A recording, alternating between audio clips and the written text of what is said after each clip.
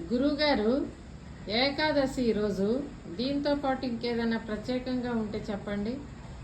ఈరోజు మనకు భాద్రపద మాసంలో బహుళ ఏకాదశేనమ్మ.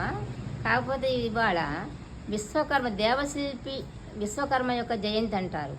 ఆయన భాద్రపద మాసంలో వచ్చే సంక్రాంతి నాడు జన్మించాడట. అంటే సంక్రాంతి అంటే ప్రతి నెల మనకు సూర్యుడు ఒక రాశి నుండి ఇంకొక రాశిలోకి ప్రవేశిస్తాడు. కాకపోతే మనందరికీ మకర సంక్రాంతి ఒకటే మనకు వాడుకలో ఉంది. తర్వాత మనం ధనుర్మాసం చెప్పుకుంటాం. కానీ ప్రతి నెల మారుతుంది. భాద్రపద మాసంలో సూర్యుడు కన్యా రాశిలోకి ఈ రోజున ప్రవేశించాడు. ఇవాళ రోజున ఆయన జయంతి అని చెప్తారు. ఈయనకు కూడా చతుర్ముఖాలు ఉన్నాయని విషయం పురాణాలలో ఉన్నది.